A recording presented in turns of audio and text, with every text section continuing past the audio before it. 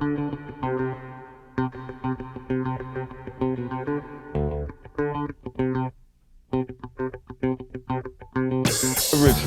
It's in Logtown. It wasn't bad, that was easy.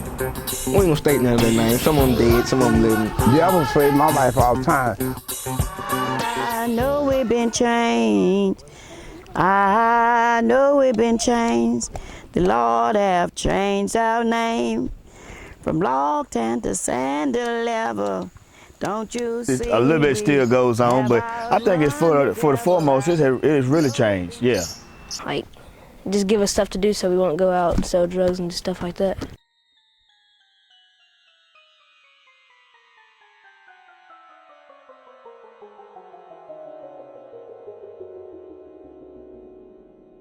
This documentary is about a town with two sides. When you hear Logtown, you think of drugs, crime, and violence. When you hear Sandy Level, you think of accomplishments, hope, and future. Logtown and Sandy Level are the two names of this small community in rural Axton, Virginia. Logtown derives from the log cabins that once dominated the community. Sandy Level is the official name of the community. Through this documentary, the citizens of Sandy Level will experience a portion of their history and a glimpse of their future. Other communities will gain knowledge on how Logtown has transformed into Sandy Level and continues to push for higher heights. Ultimately, all viewers will gain insight on how their actions affect the lives of family, friends, and their community.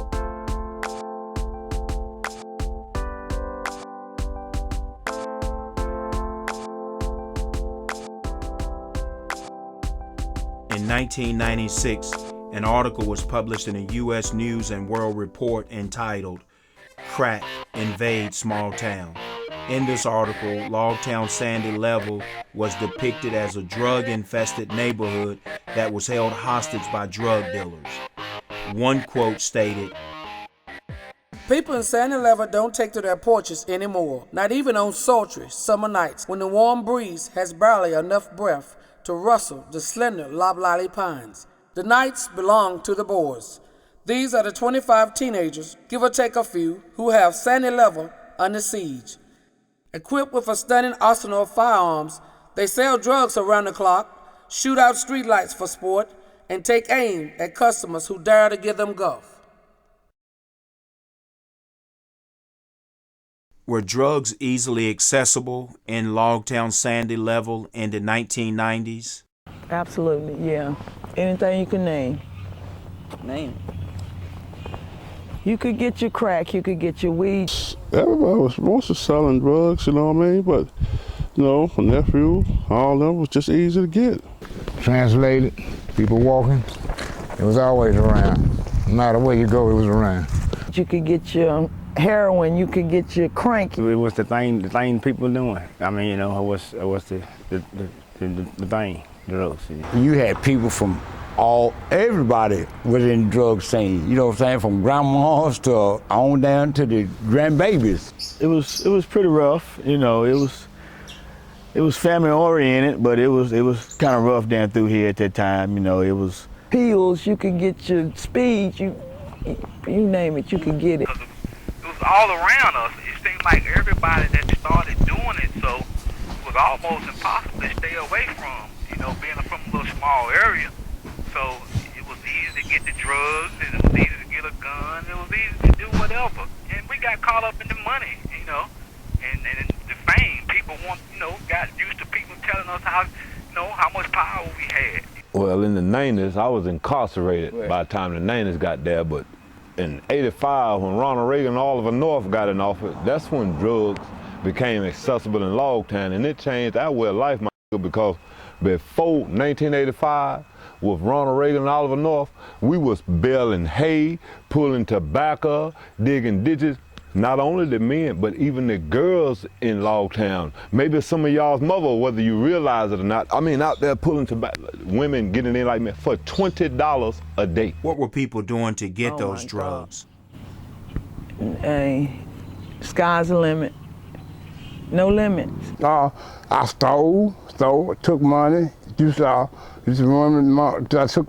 sorry I did so. Basically, everything and anything to get it, we did it. We did it. We did it. As far as stealing, no killing. We're just stealing, what I'm saying, taking from your family, man. It was the worst part. It was the worst part. It was the worst part. You know what I'm saying? You leave a pocketbook around, it was gone. Your money was gone. Being that drugs were easily accessible in Logtown Sandy Level, many lives were impacted and many lives were destroyed.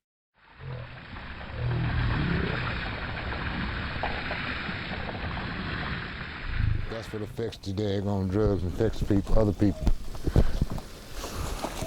They end up getting hurt, shot, or killed. How has drugs affected your life? Wish I'd never started.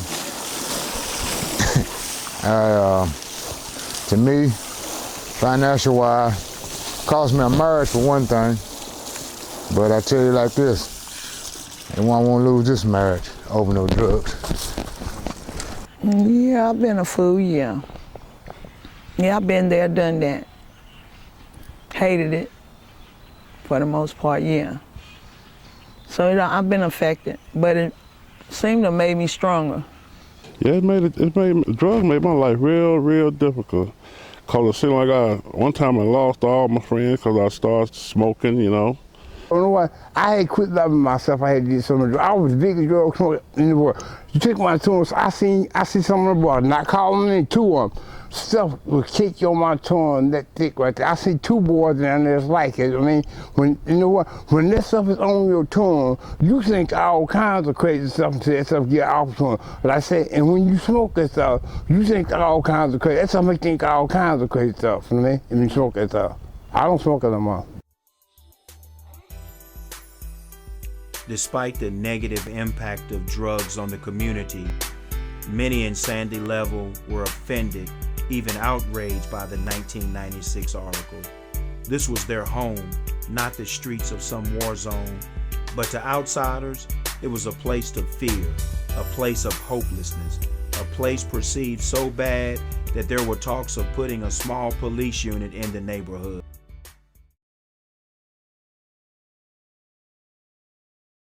I began here in 1993. I was assigned to corrections, and it had been, the reputation and the incidents were becoming so bad, they would put extra patrols there, and a corrections officer would ride with one of the trained patrol officers. And I was told I was one of the first. I paired up with what was Doug Sharp, who was a patrol officer then, and I think he was a supervisor. But the primary officer would go in patrol area, and like on that instance, I would sit in the passenger seat with a shotgun in my lap. That's how bad it had gotten. We would go in the areas, several of the cars, our patrol cars, had been rocked. I remember going through the academy, and some of the training films that we watched, undercover video surveillance was just becoming available, and the training films that they had were from down in the Sandy Level area, and people standing out on doing street sales. While I remember one in particular, a man had made a shoulder holster for a sawed-off shotgun, and he was known to be very violent. The shootings, the things that took place, it was just something to behold. In the mid-90s, that's when I first started at the sheriff's office. I'd been there a short while. When we would get calls to Logtown, if we got a call, of course, we responded, but if it was something where we were just going to do patrol, they preferred that we even went in groups because the drug problem was really out of hand. When you even heard the word Logtown, people got concerned. They thought it was just, a really violent place. And when you say out of hand, can you tell what that looks like, or what were some of the things that made it to be considered out of hand? Yes, so a lot of open air drug dealing. I mean, just right there, right on the streets. There was no, even trying to hide or disguise it. You had some individuals down there who were pretty confident in what they were doing and thought they were, I guess, above the law, or that they had people intimidated where people weren't going to, tell on them or anything of that nature. How much time would you say your office spent dealing with issues in Logtown during that mid-90s? As far as patrol went, I mean, we had a large majority of calls, but I would say the drug unit itself, which I became a part of in the late 90s, probably the primary focus was Logtown. There were several murders there. It was regularly a place where people got beat up, and this could be people fighting each other over the drug territory, or sometimes in an open-air drug market when people come in, somebody will just beat them up and take their money and rob them. But one of them, probably the maddest I ever got, we were doing reversals. And what a reversal is we chase off the drug dealers, and then we go in and put undercover police officers standing there for the stream of people that come in from North Carolina who don't know any better. And one day in particular, we had caught a man and a woman, and they had 2 small children in the back seat of their car. And this was in a time frame where a lot of violence still occurred. And I remember yelling at that man and that woman for what they had brought those 2 children into that were sitting in the back seat of the car wide-eyed. And the tragedy of the young children, the biggest impact of drugs are children who are brought into this world who didn't ask to be brought into this world, and then aren't loved, who aren't fed, who aren't cared for out of this tragedy. And that's probably the most moving thing for me. A lot of times we'd be down there and you would just see the way people, there was a certain fear from the good people. They were afraid even of their own family members sometimes, because some of the people that were involved in this drug trade they felt invincible, and they were mistreating their own family. There were some female individuals in the area that had really started getting taken advantage of. They got them hooked on drugs and then had them doing some just really things I wouldn't even really want to go into, but some really decadent activity. The children, again, getting back to them, who I probably felt the most sorry for, because they would just be out there and they had no direction. They had no one really guiding them. Young people were very impressionable, and they were looking up to these guys because, they see a guy with some money, some, nice shoes, nice clothes, some bling, as they call it, on them. They was thinking that was a lifestyle. And why Logtown? Why did Logtown become that drug spot? I think pretty much just the proximity. It's just right across the line is Eden, and a lot of people can, now it's much better, but before, stepping just across the North Carolina line was putting them in a whole different environment. They were unknown, but communications has gotten so good now. Any working relationship, now Pittsylvania County is a huge county, but they move efforts to work the Cascade area.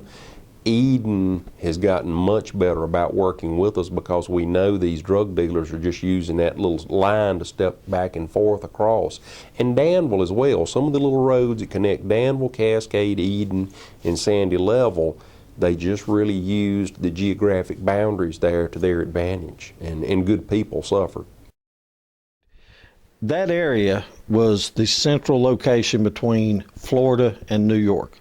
So it was the perfect mid-location for drug trafficking. It was off of a main interstate, so you could use some side roads, back roads, and because of the economic status of our area, which has gotten even worse to this date, they were able to kind of get a foothold, and it was easy money. It was easy money.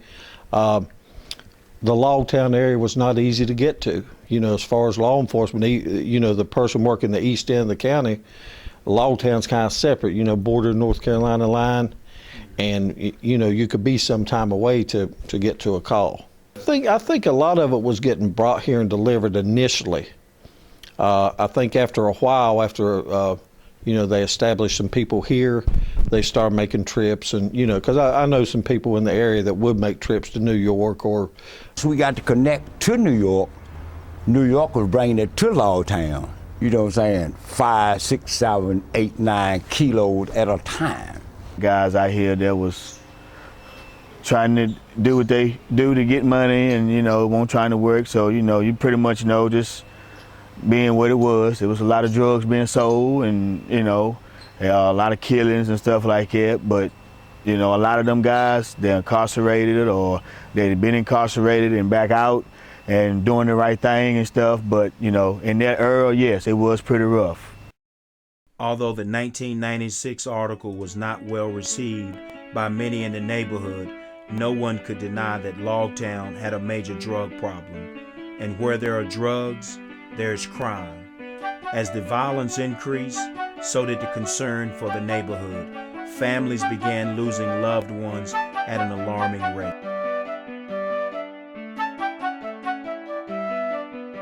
I lose family members every day, and I can't put it on, I can't point no name or bear no blame because drugs and violence was here before I was born. It wasn't a drug that you sniff or smoke, but it was maybe a drug in a cup or alcohol or something like that, and people were dying and getting killed for that.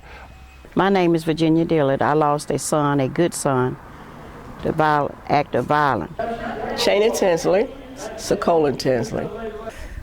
My name is Earlene Little Dillard.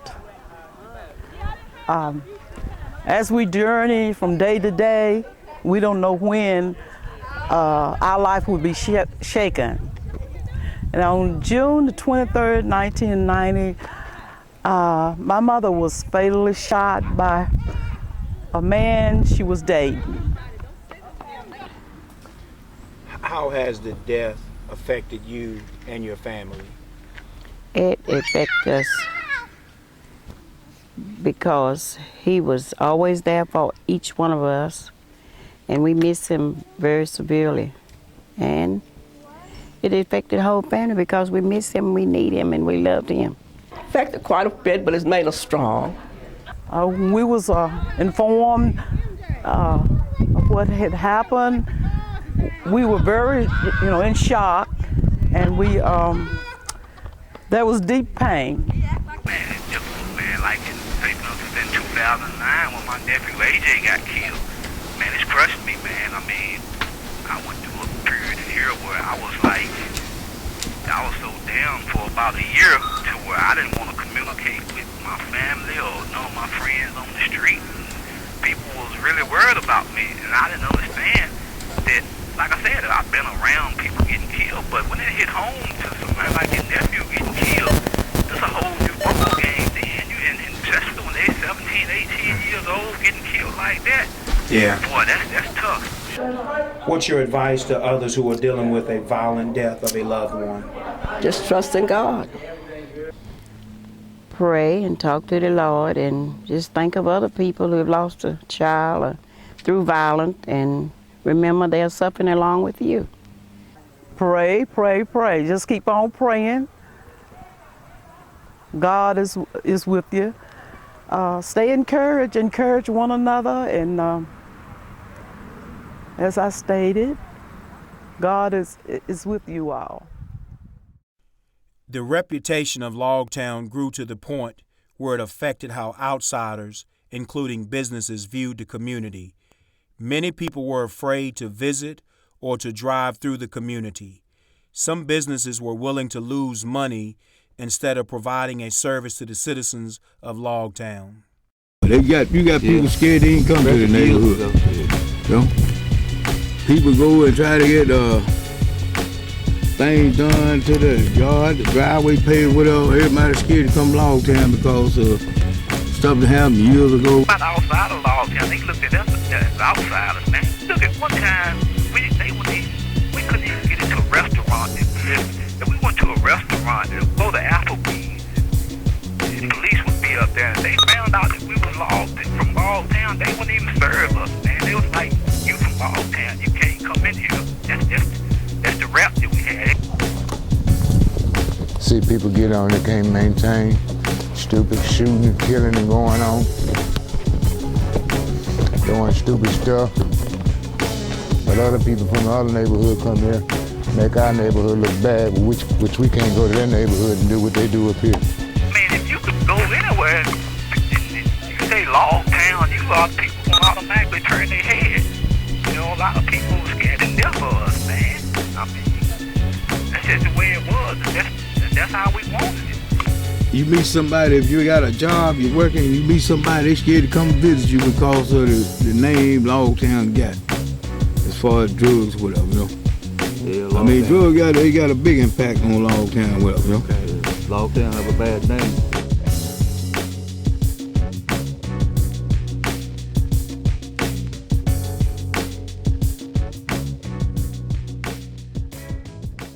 I would say we probably had anywhere from 2 to 4 murders a year generally happening in that area.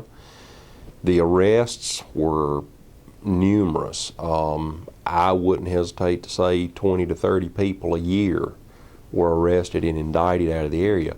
But then, as you mentioned, just the devastation and the effects of the drugs, that will be something that lasts through generations, unfortunately. Many more lives were affected just by the mere fact that drugs were easily accessible. And one of the big things that always strikes me about a drug dealer is, how do you do this? And this applies to anyone. How do you do this to your fellow man? How do you see what takes place, what it turns people into, and you do that to people and see what follows afterwards with the devastation for children? I just have to shake my head. How do you do that?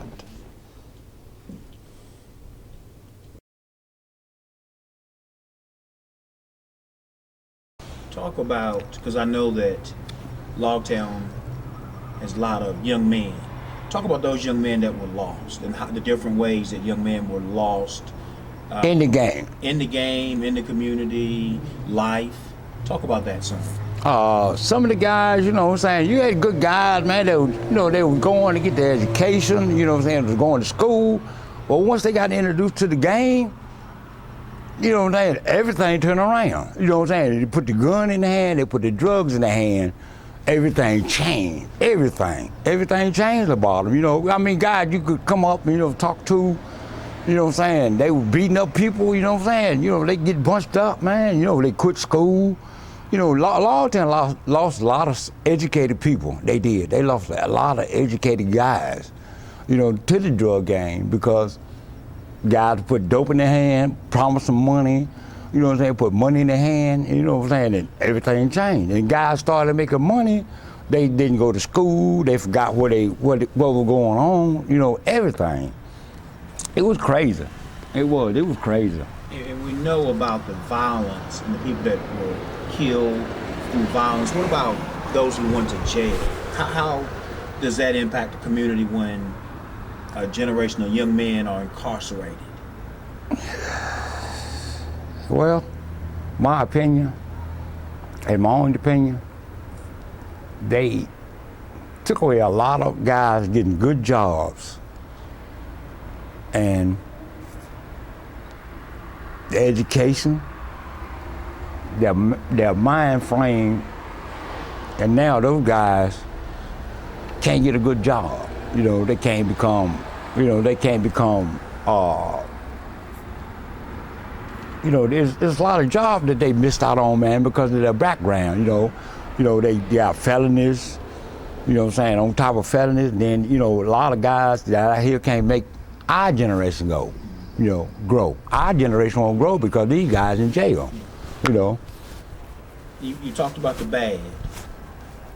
What's your hope for Sandy Level in years to come? My hope is Logtown will grow as a family.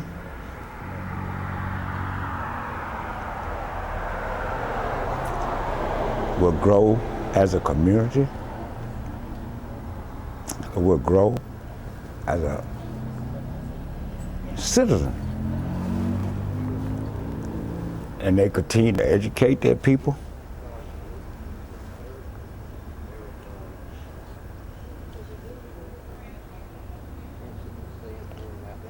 And they will learn from our mistakes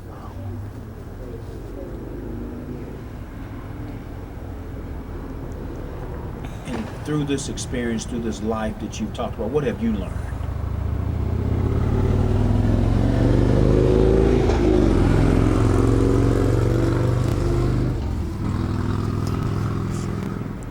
I learned that I messed my life up.